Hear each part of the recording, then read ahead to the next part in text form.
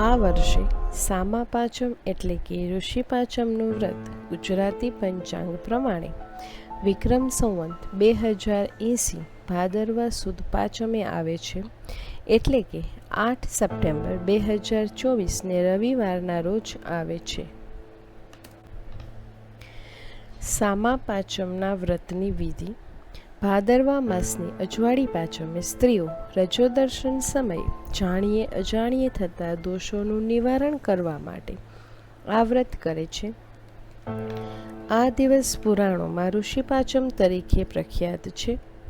પ્રાતઃકાળે સૂર્યોદય પહેલાં સ્નાન આદિથી પરવારી અઘેરાનું દાંતણ કરવું, શરીરે માટી ચોળવી, માથામાં આંબળાની ભૂકીથી વાળ ધોવા અને માથાબોળ સ્નાન કરવું. ભોજનમાં ફક્ત સામો લેવો, અન્ન ન લેવું. માથાબોળ સ્નાન કર્યા પછી શિવના મંદિરે જઈ શ્રદ્ધાપૂર્વક શિવજીની પૂજા કરવી, પાર્વતીનું સ્મરણ કરવું. આ વ્રત 5 વર્ષનું છે. વ્રત પૂર્ણ થયે ઉજવણું કરવું. એ દિવસે યથાશક્તિ બ્રહ્મભોજન કરાવી દક્ષિણા આપવી, કોરા વસ્ત્રનું દાન કરવું, સર્વ ઋષિઓની પૂજા કરવી અને માતા અરુંધતીનું સ્મરણ કરવું. શ્રી ગણેશાય નમઃ. ઓમ સપ્તઋષિભ્યો નમઃ. કશ્યપોત્રી ભારદ્વાજો વિશ્વામિત્રોર્થ ગૌતમ જમદગ્નિ વસિષ્ઠશ્ચ સપ્તૈતે ઋષય સ્મૃતા. સામા પાંચમ એટલે કે ઋષિ પાંચમની વાર્તા. પ્રાચીન કાળમાં ચંદ્ર દેશમાં ત્રિલોકી નામે એક પવિત્ર અને જ્ઞાની બ્રાહ્મણ તેની પતિવ્રતા પત્ની ત્રિલોચના સાથે રહેતો હતો. સંતાનમાં પુત્ર અને પુત્રી હતા. પુત્ર પણ પિતા જેવો જ વિદ્યા વિસંગી અને જ્ઞાનવાન હતો. પુત્રી અનુરાધા પણ અતિ સુંદર હતી. પતિ પત્ની ધર્મ ભાવપૂર્વક ગૃહસ્થ જીવન વિતાવી રહ્યા હતા. પુત્રીનો યૌવન કાળ આવતા ત્રિલોકીએ ધામધૂમથી પુત્રીને પરણાવી અને કન્યાદાન કર્યું. બદકિસ્મતે અનુરાધાનો પતિ ટૂંક સમયમાં મૃત્યુ પામતા એ વિધવા બની અતિશય વિલાપ કરતી એ પિયરે પાછી આવી.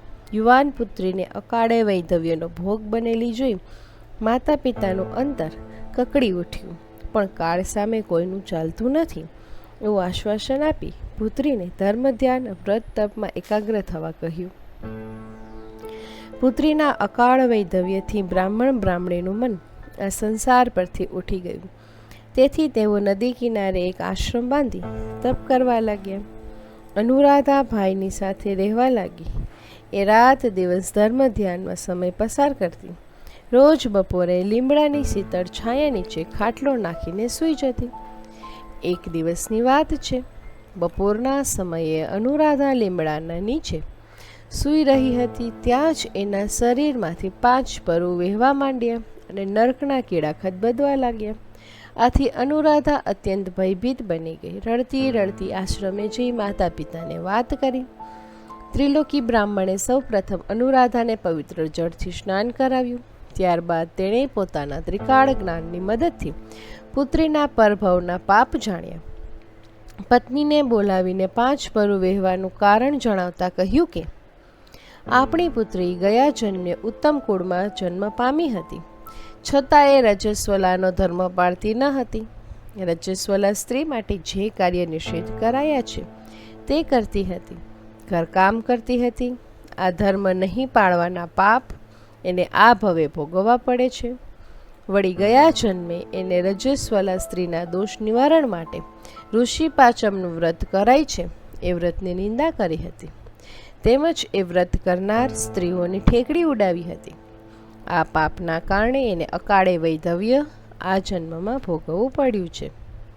આ સાંભળીને ત્રિલોચના અતિશય રુદન કરવા લાગી. ત્યારે ત્રિલોકીએ આ સમસ્ત દોષના નિવારણના ઉપાય તરીકે પુત્રીને જે વ્રતની ગયા જન્મે નિંદા કરી હતી એ જ વ્રત શ્રદ્ધાપૂર્વક કરવા કહ્યું.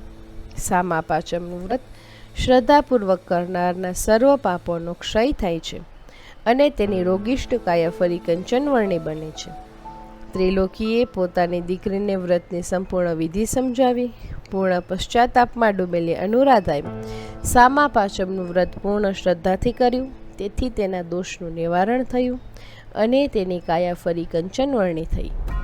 જે કોઈ સ્ત્રી પુરાણોમાં પ્રસિદ્ધ ઋષિ પાંચમનું વ્રત શ્રદ્ધાથી કરશે તેના સર્વ દોષોનું નિવારણ થશે અને સર્વ પાપોનો ક્ષય થશે.